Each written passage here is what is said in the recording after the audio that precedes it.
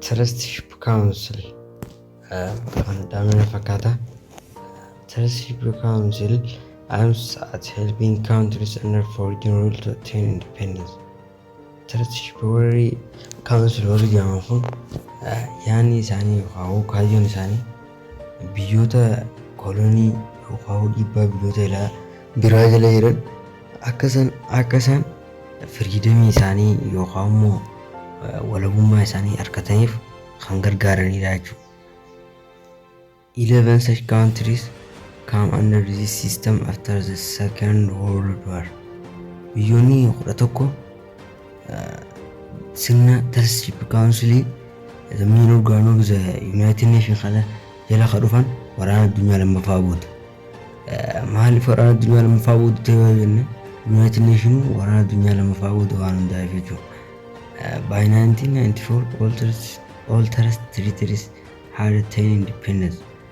Bara 1994tti biyyoonni miseensa Trusteeship Council kanaa ta'an hundi isaanii firiidamii isaanii argatanii jiranii jechuudha. The last to do was Palau. Biyyoota san keessaa biyyi dhumarratti walummaa ishii gargaarsa Trusteeship Council kanaatiin argatte Palau jedhamti. International Court of Justice inni shanaffaan International Court of Justice jedhama. The International Court of Justice is the principal judicial organ of the UN. International Court of Justice jechuun akka waan mana murtii haqaa jechuuti. Inni kun the principal judicial organ of the UN jechuun United Nations jechuudha. The seat of the court is in the Hague, Netherlands. Teessoon mana murtii kanaa yookaan dhaddacha kanaa Hague, Netherlands keessatti jechuudha. It is composed of 15 judges elected by the General Assembly. International Court of Justice kun abbootii murtii 15 keessaa qaba. Isaanis elected by the General Assembly dhaan filaman jechuudha. Warroota as jalatti gahee qaban kana hunda General Assembly tu fila. International Court of Justice kanas warroota 15 kana General Assembly tu fila jechuudha. The Economic and the Social Council. Economic and the Social Council immoo assist the General Assembly in promoting international economic and social cooperation and development. Economic and the Social Council General Assembly kana gargaara in promoting international economy maalessaa kana fooyyessuuf social cooperation and development, promoting social cooperation and development tokkummaa uummataa fi guddina sabaaf sablammii takka fooyyessuu irratti Economic and Social Council kanaatu General Assembly gargaaruun gochoota lameen kan raawwataa jechuudha. Warroonni kun warroota General Secretary warra jennisanii warroota kanaa jechuudha. Exercise yoo barbaadan comment section irratti na beeksisaadha isin hojjedha. 5.2 The rise of superpower in the beginning of the Cold War. Ol ka'iinsa yookaan dagaaginsa superpowerootaati fi humnoota gurguddoo lameenii fi jalqabbii Cold Warii yookaan waraana qabbanaa ilaalla. The USA Soviet Russia relation during the Second World War. Hariiroo USA fi Soviet Russia gaafa waraana addunyaa lammaffaadhaa san ilaalla. Tension between the Soviet Union and the Western powers increased from 1945 to 1947, especially when Stalin plans to consolidate Soviet control of Central and Eastern Europe become manifestly clear in post-Dem Yalta and Tara. Tension yookaan labbiin Soviet Union fi Western power duty bara 1945 hanga bara 1947tti haalaan dhowwee tureeyya. Keessumaa yeroo Joseph Stalin jechuun mootummaa Soviet Raashiyaa jechuudha. Pilaanii consolidate Soviet control of Central and Eastern Europe hogguu godhuu barbaadu. Consolidate jechuun to'annaa isaa cimsuu biyyoota sentraalii fi Eastern Eurooppaan ta'an yeroo waraana addunyaa lammaffaa booda harka Soviet Raashiyaa harka turanii biyyoota kana irratti to'annoo isaa cimsuuf yeroo yaadu become adversary criminal Potsdam Yaltaa and Taara yeroo kana keessattuu haalaan Potsdam biyyoota Yaltaa and Taara yeroo kanatti haalaan itti siqee ture jechuudha.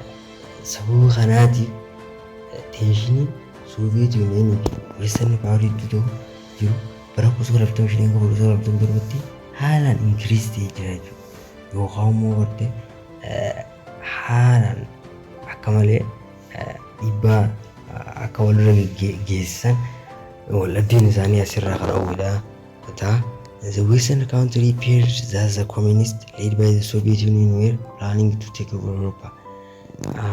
Biyyoonni Western country osuma sunu Eastern Europe fi Western country yoo rijaman kun gaafa waraana addunyaa lammaffaa dhumatu Soviet Raashiyaan biyyoota Eurooppaa kana Eastern warra gama Eastern kanneen akka Rumaaniyaa, Bulgaariyaa, Hangaarii ta'an Raashiyaan qabattee turte. Warra gara Westiin kun immoo kooministiidha. Bara 1978tti Soviet Raashiyaan warra Eastiidha kana karaa kooministii garagalchite. Garuu warri Westii kontiroolii Raashiyaa irraa bilisaa jiru. USA'dhaan gargaarama waan ta'eef. Kanaaf Western country failed as a community. Western country kanaaf communismii kanas daatan movement of communism kanas daatanii ilma Soviet Union were planning to take over Europe.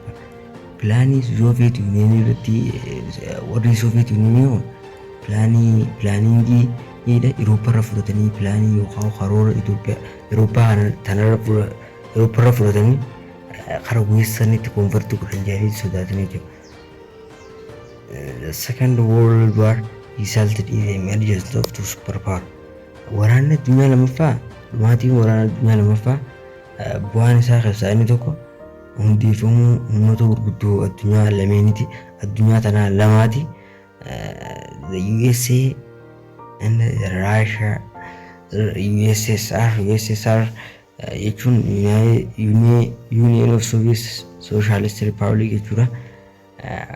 Superpoweriin jedhaman kun USA fi Raashiyaadha jechuudha. Yookaan Union of Soviet Socialist Republic warri jedhaman kan waraanni addunyaa maatiin isaa bu'aa uumamuu jarreen lameen kanaati akka superpowerii ta'aniitiin jechuudha. The United States was sole superpower that possessed atomic weapons at that time after the bombing of Hiroshima and Nagasaki in August 1945. Bara 1945tti yeroo USA atomic bombii argatte only was sole superpower taate. Sole superpower jechuun superpowerii addunyaa tana takkittii taate turte agartee atomic bombii argatte. Atomic bombii kanaan Hirooshimaa fi Nagasaki irratti August 1945tti irratti dhukaaftee jechuudha. Atomikii kanaan Hirooshimaa fi Nagasaki dhohitee uummata ikonomii Jaapaan harka caalaa ishee yeroo sanatti sirriitti miidhamee ture. Yeroo kana jechuun sole superpowerii taate turte. The American economy was strong healthy. Yeroo kanatti ikonomiin Ameerikaa haalaan jabaataa fi haala bareedaa kan jiru ture. The United States strengthened its military and political influence in Europe and the Asian Pacific region, consolidating its status as leading world power. USA'n dhiibbaa waraanaatii fi siyaasaadhaa Eurooppaa fi biyyoota Asian Pacific irra jiran irratti dhiibbaan ishiin geessiftu militariidhaa fi siyaasaadhaan haalaan ol ka'ee ture. Ammas consolidating its status as leading world power. Ammas yeroo sanatti humna ishii jabeeffatte akka leading of world power itti ilaalaa turte. Leading jechuun ajajduu yookaan dura buutuu addunyaa kanatti humna addunyaa kanatti ilaalaa turte jechuun yeroo sanatti USA'n. The Soviet Union economy was seriously affected by war. Economy Soviet Union yookaan Raashiyaa haalaan miidhamee ture dhiibbaa waraana kanaatiin ta'a yeroo sanitti The Soviet Union suffered hardly. Soviet Union miidhaa guddaatu ishirra ga'ee jiru dhiibbaa waraana kanaatiin including 2 million deaths and heavy damage to industry and agricultural business kan dubbatan. Isaan dhiibbaan Soviet Union irra ga'e namoonni miliyoona 2 ta'anii doonii heavy damage to industry barbadaa'insa industirii hamaa ta'etu irra dhaqqabe. Ammas barbadaa'insa qonnaa waraana addunyaa lammaffaa dhumaatii waraana addunyaa karaa dhumaatii waraana addunyaa lammaffaa kanarratti dhiibbaa guddaatu irra ga'ee jiru. Joseph Stalin wanted to protect the Russia from the further attack by establishing satellite stations that will sympathetic in the lies to communists along the western border. Joseph Stalin dhiibbaa Raashiyaa irra ga'uu jiru kana daran akka dhiibbaan irra hin geenyeef yookaan from further attack irra Raashiyaa tana eeguuf dhiibbaa biraa kana malee kabiraatiin akka hin dhufne eeguuf satellite nation biyyoota jaaman hundeessee yookaan establish godhe. That was sympathetic in the allies to communists along the western border. Biyyoonni satellite nation jaaman kun that was sympathetic warroota diiggattoota isaa ta'anii fi ammas allies to communism along the western border. Warroota western border irraa communismii wajjin hariiroo qaban garuu communismii warra hin ta'in warra jechuun tiriitii mallatteessanii fa'aa walii galteedhaan jiran kana jechuun hundeessee warra kun Raashiyaatti marsanii darbaman maaliif jennaan Raashiyaa sana akka waan eegutti akkasitti fayyadamee jechuudha. Joseph Stalin in 1944 in the 45 the Soviet Red Army liberated in the occupied Poland, Romania, Bulgaria, Hungary. Bara 1945 Soviet Red Army walaba ba'ee jechuudha. Red Army jechuun waraana Soovietii kan inni immoo walaba ba'ee uummanni inni jalaa walaba ba'ee Jarmani yeroo sanitti bara 1939 keessatti Raashiyaa fi Jarman naazii Soviet non-aggression pact mallatteessanii walii galtee akka walii galanii yeroo lafoota akka Poolaandii kana kolonii yookaan qabatu lafa ishee qabatu ta'an waraanni Raashiyaa kun haalaan Poolaandii cinaa akka gara Eastanii jiru qabee jira. Jarmanis ishiin addunyaa sana waan bituu barbaadduuf colonial expansion ishii yookaan immoo land expansion ishii babal'ina lafaa ishii karaa Raashiyaatiin jiru yookaan karaa Eastiitiin jiru Raashiyaadhaan jalaa gurgurameetu sababa kanaan akkuma tiriitiin isaanii san jiruun ta'eeti waraanni Jarman attaa godhee ture Raashiyaa osoo walii galteen akkuma mallatteessanii jiru. Bara 1945tti waraanni Soviet kana jalaa waraana Jarman kana jalaa walaba ba'ee jiru. And occupied Poland, Romania, Bulgaria and Hungary. Amma sogguu liberated jalaa ta'u occupied Poland, Romania, Bulgaria, Hungary biyyoota kana qabatee ture. Poland biyyi isaan dura walii galanii qolleeffatan san tasawwura sanii Jarman Raashiyaa dhufti sun Poland liberated ta'ee waraanni Soviet Red Army kun waraanni kun liberated ta'eeti lafa sanis qabatee Romania, Bulgaria and Hungary kana qabatee jiru. The Soviet established a communist regime in this country.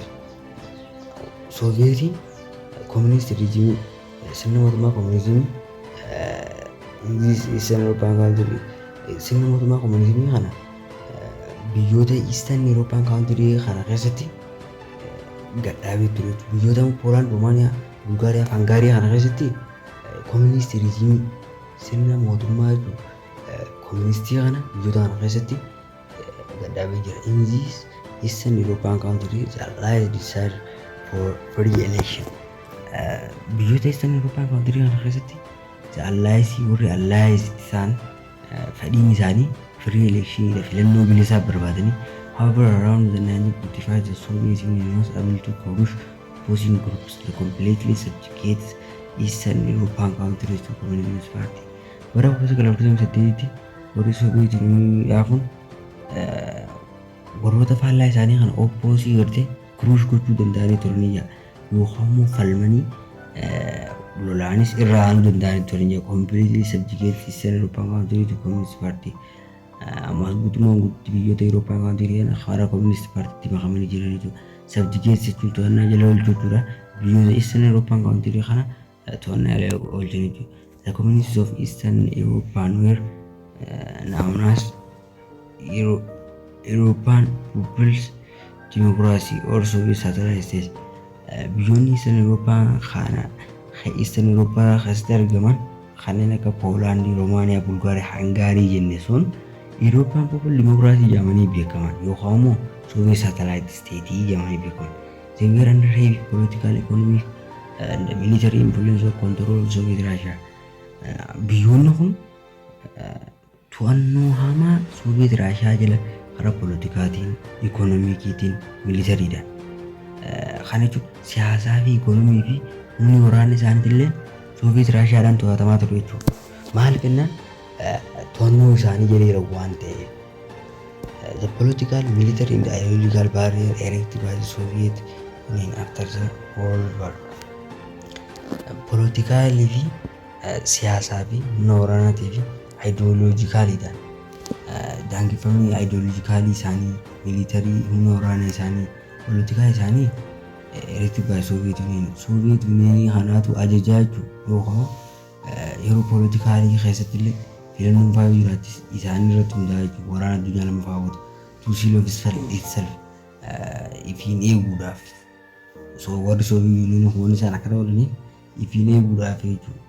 Karoora Joseph Stalin baase and this is satellite states open contact with the West and the other non-communist areas known as Iron Curtain. Biyyoonni satellite states jedhaman kun gama Westiitiin Sovietuma Raashiyaadhaan wal xu'anii jiran. Gama biraatiin immoo gama biraatiin non-communist areaadhaan wal xu'anii jiru. Non-communist area bakki isaan tolchuun sun Iron Curtain jedhamee beekamaa jiru. Sararri jireenya garsaate. The term was coined by Winston Churchill in 1946 during the speech of Sultan Meiyori. Jechi Iron Curtain jedhamu kun nama Winston Churchill jedhamu gaafa conference of Faltanii fi Misoor irratti haasaa isaa affeerra irratti dubbatu gaafa sirraa jecha kan isaatu moggaase jechuudha. Isarraa fudhatame it was imaginary political boundary dividing Europe into two separate areas from the end of the World War, Second World War in 1945 until the end of the Cold War in 1991. Iron Curtain is imaginary political boundary jechuudha. Daangaa siyaasaa kan akka imaajiniidhaan yaadaan fudhatame Awurooppaa bakka lamatti qoodiiru. Erga gaafa dhuma waraana addunyaa lammaffaatii hanga Cold War 1991 hanga bara 1945 hanga 1991tti imaajinarii baawundariin kun Awurooppaa bakka lama baaseeti ture jechuudha. Imaajinarii political boundary jechuun Iron Curtain jechuudha.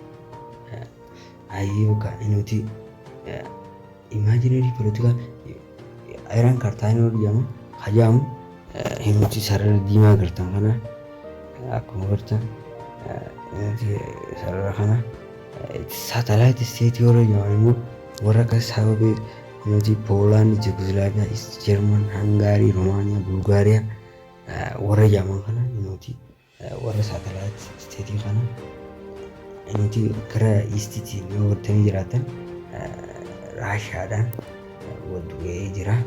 Asinis Yugoslaaviyaan irra karaa biyyoota meeqatti adda bu'aatee jirti. Sarbiyaa, Kruushiyaa biyyoota kana keessaa qabdi. Garuu yeroo sanatti akkatti guddoodha turte. Biyyi tun immoo koominizimii hordofti. Yeroo sanatti biyyoota Allaayis fi Raashiyaa ajjeesan biyyoota kana jechuudha. ayran kartaan jechuun immoo sarara diimaa kana